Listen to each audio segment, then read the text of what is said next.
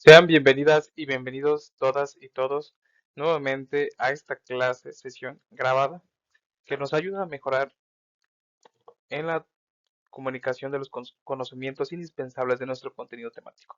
En este caso, nos abordamos la unidad número 6, analiza los documentos normativos nacionales e internacionales que fundamentan los valores de derechos humanos en nuestro país. Debemos recordar que esta unidad ha sido fragmentada y dosificada de acuerdo a las semanas en curso.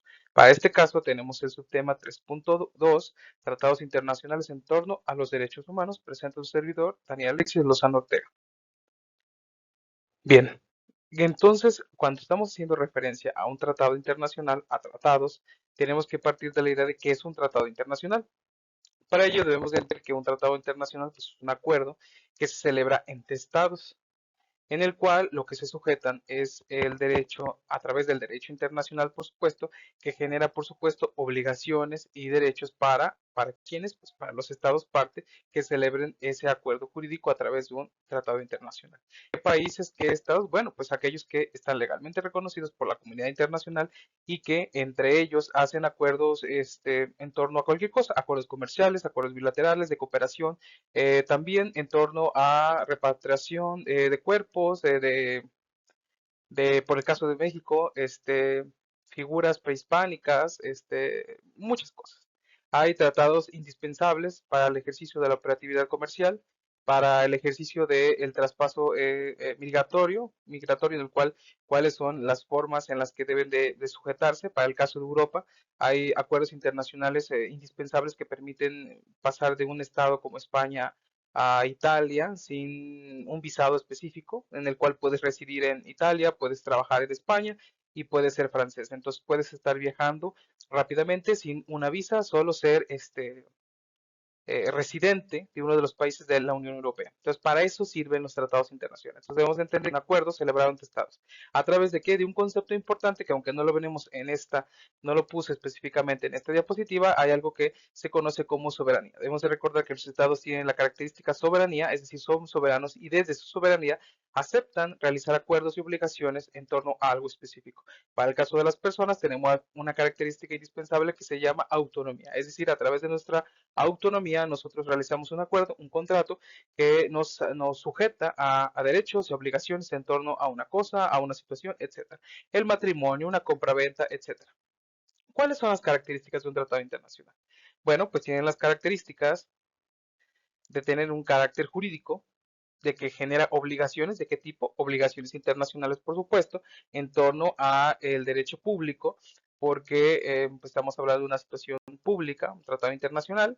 Si estamos hablando de manera general, también pueden ser a características particulares. Imaginemos que un estado específico hace un trato con un particular, entonces ahí estamos hablando de un contrato con una característica que en torno a obligaciones internacionales, pero sujeto al derecho internacional privado. Entonces nosotros nos encontramos en la situación del derecho internacional público. Debemos de entender que las ramas del derecho pues, es sumamente amplio y que debemos de acentuar esa importancia. No sé si ustedes ya llevaban o están llevando la experiencia educativa de derecho internacional público o derecho internacional privado, pero debemos de entender esa diferenciación. Debemos también comprender que el Estado en algunas situaciones se presenta como un sujeto que puede realizar actos jurídicos con particulares y que tiene obligaciones y se asuma obligaciones en torno, por ejemplo, ante bancos donde pide préstamos o pide un crédito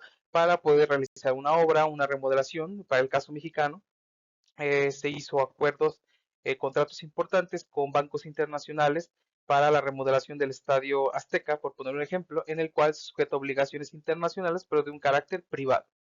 Bien, requiere el consentimiento del Estado, es decir, que para que un país, aquí lo pude haber hecho mucho más claro, pero para que un país tenga ese acuerdo jurídico, ese sujeto de derecho, debe de tener un consentimiento del Estado, es decir, que ese Estado, ese país, ese gobierno esté de acuerdo con ser sujetado a eso, es decir, que no debe ser obligado a obligarse a tomar ciertas acciones, ciertos beneficios o ciertas desventajas sobre una tierra o lo que fuese, porque debemos recordar que el acuerdo jurídico celebrado entre los estados puede ser en torno a muchas cosas, a un objeto, a una isla. Puedo poner un ejemplo, si no mal recuerdo, y si no, ahí me corrigen, Francia tiene un problema con un estado, que ese es el que no recuerdo, pero específicamente hay una isla que limita, una pequeña isla muy diminuta, lo pueden consultar, que Francia colinda con un país y que entonces, como no se ponen de acuerdo en torno a quién le pertenece esa isla que está dentro de un río muy, muy grande, entonces ellos cada 3 4 años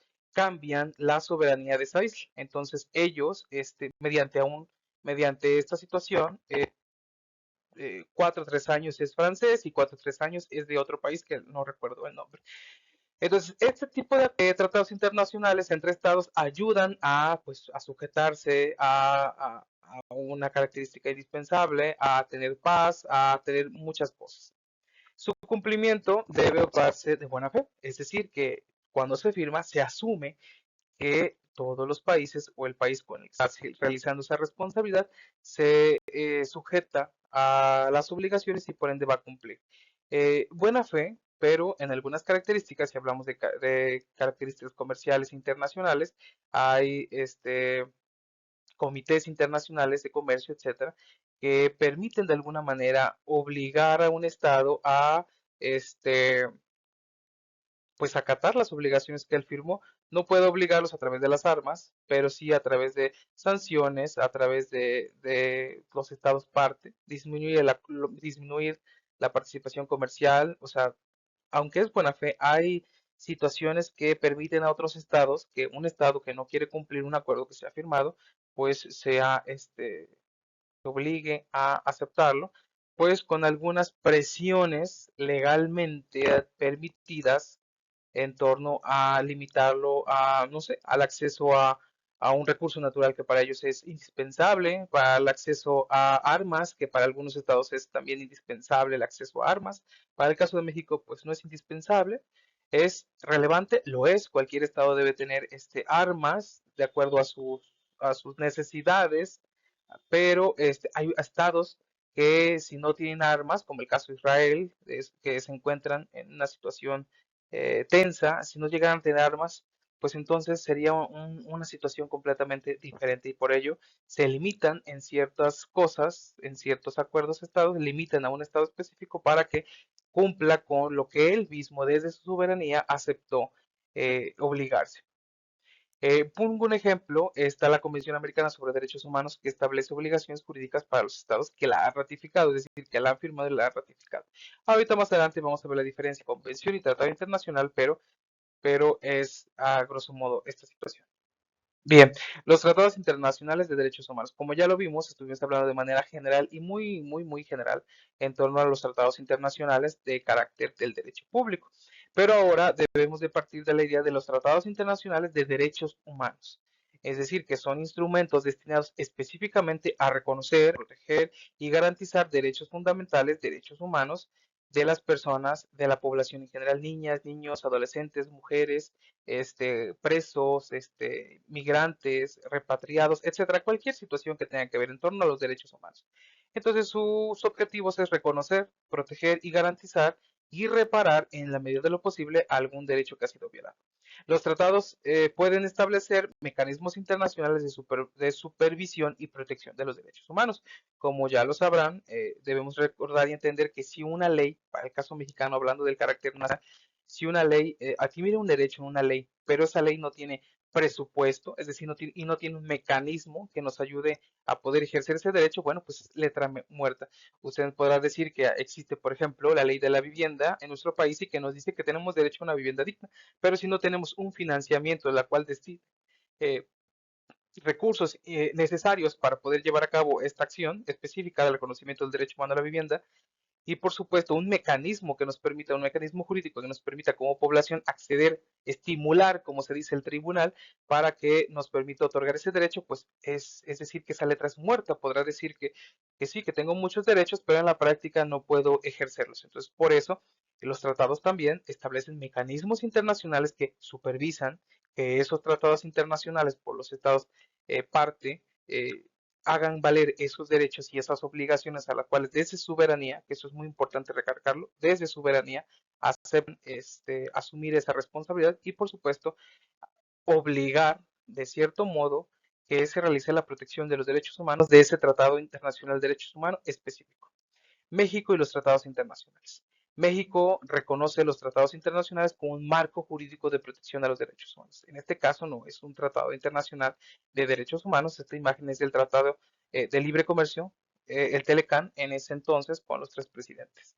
Y por supuesto los representantes de Relaciones Exteriores o Ministerio de cada país. El artículo primero constitucional, las personas gozan de los derechos reconocidos por la Constitución, es decir, y también los tratados internacionales que la misma Constitución permite.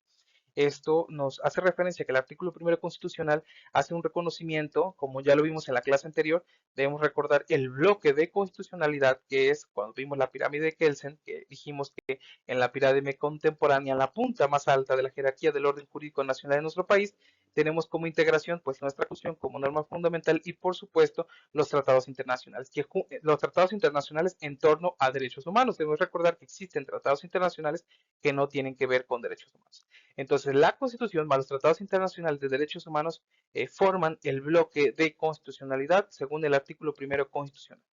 La reforma constitucional del 2011 fortalece entonces la relación entre el orden mexicano y el derecho internacional de los derechos humanos, es decir, hace un bloque en el cual permite que estos dos estén juntos y que son la máxima norma en nuestro país. Para el caso mexicano, por supuesto, para otros casos es completamente diferente. La incorporación de los tratados en el orden jurídico nacional. Los tratados internacionales celebrados por nuestro país siguen un procedimiento constitucional específico porque generan obligaciones jurídicas para el Estado. ¿Para qué Estado? Para el Estado mexicano.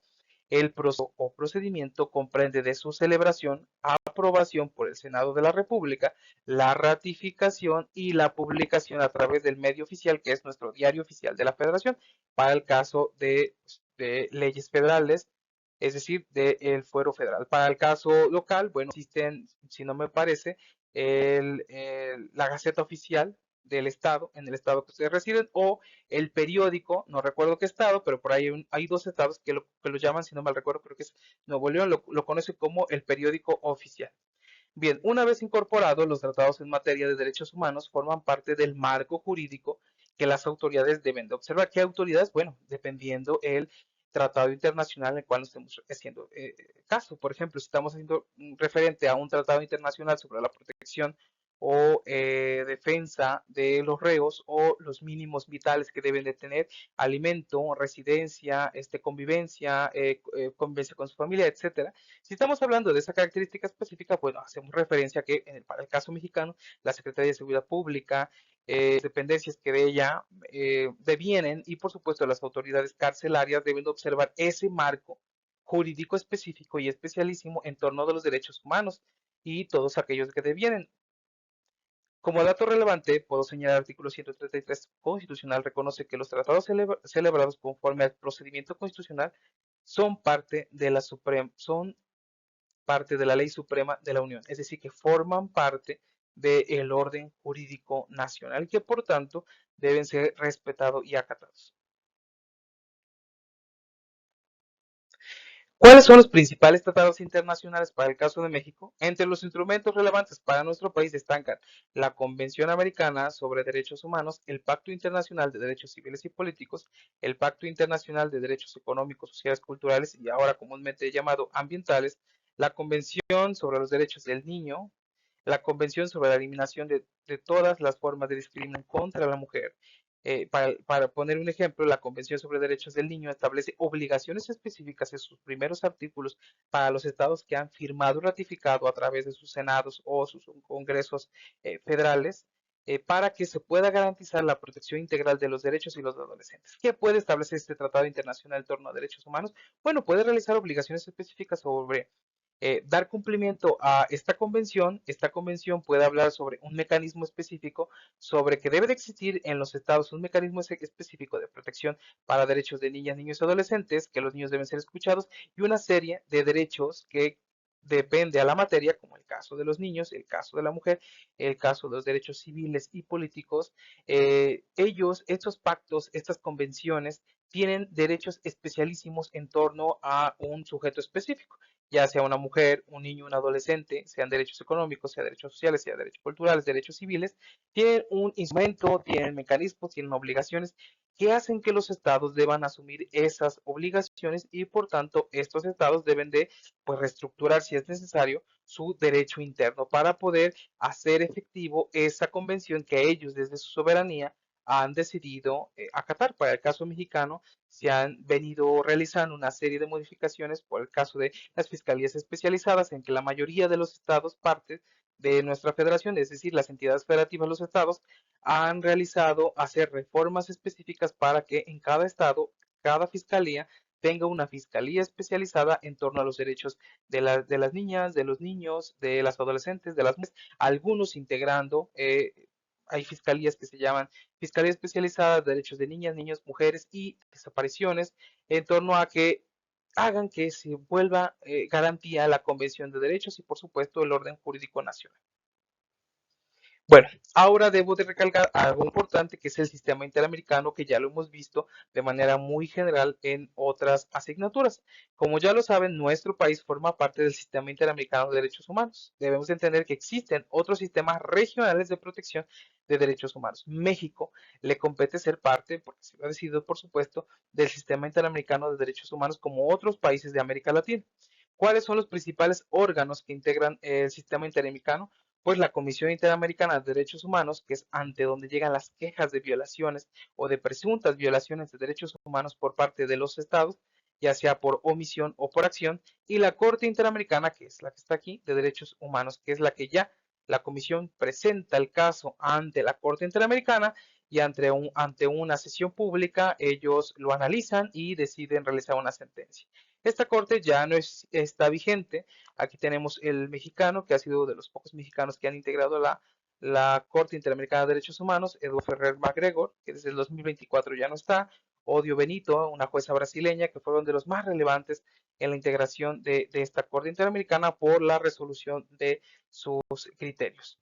Entonces, una persona presenta la queja ante la comisión y ya la queja hace una evaluación de esa misma presunta violación y ya decide o no presentarlo ante la Corte Interamericana de Derechos Humanos.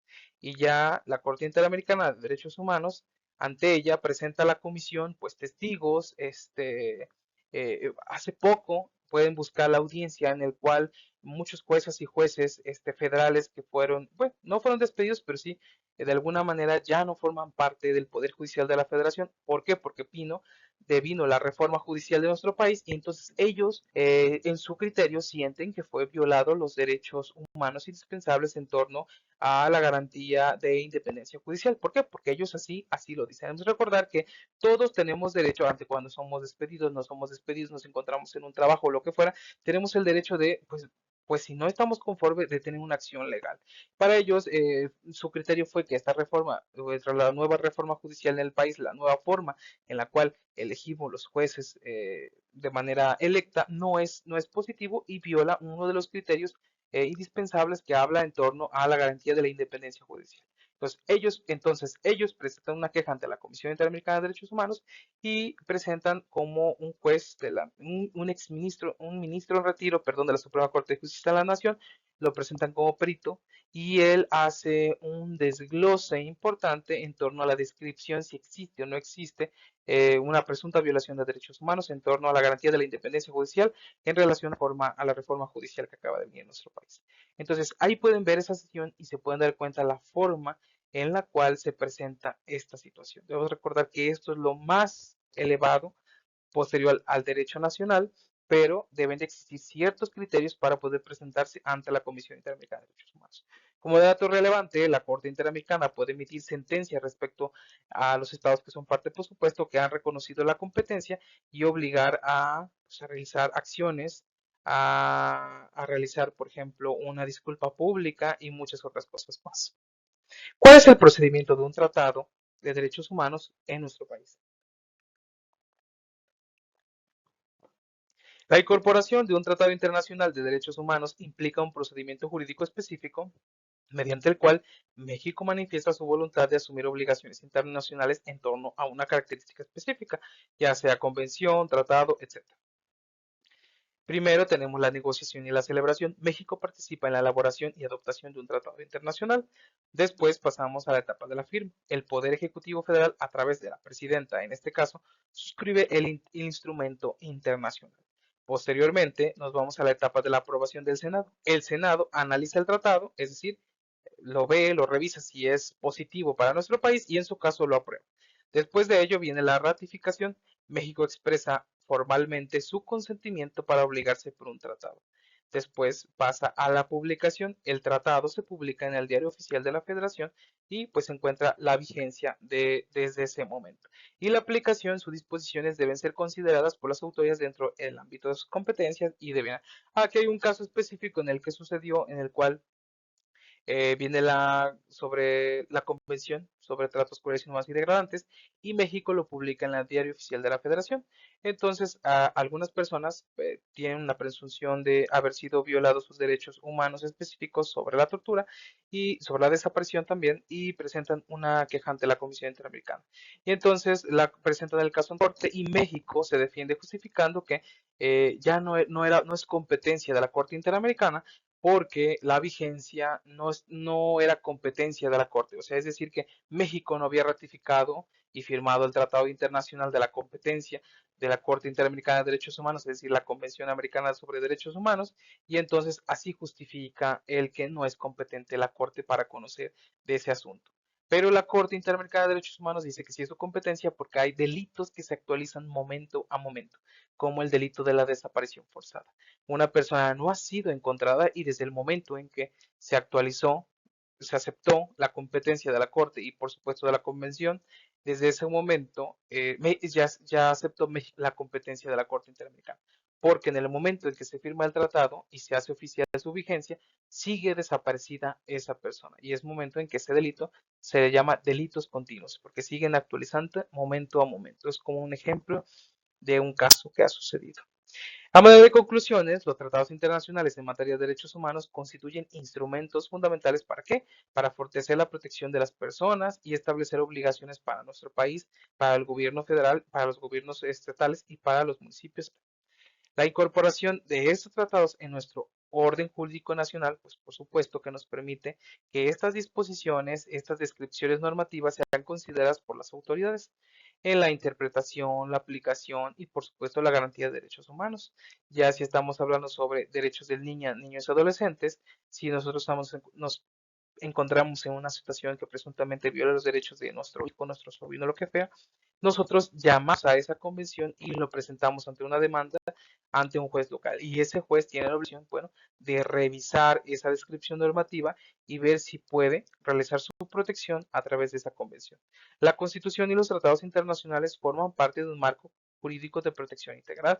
Debemos recordar el bloque de constitucionalidad que nos permite que nuestra Constitución y los tratados internacionales en materia de derechos humanos son uno y por tanto deben ser garantizados, deben ser respetados y debe ser efectiva esa protección de los derechos fundamentales.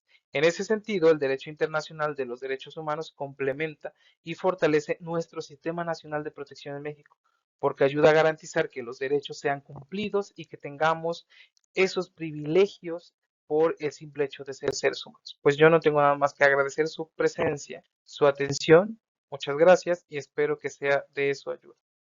Les deseo a todas y a todos pues, una excelente semana.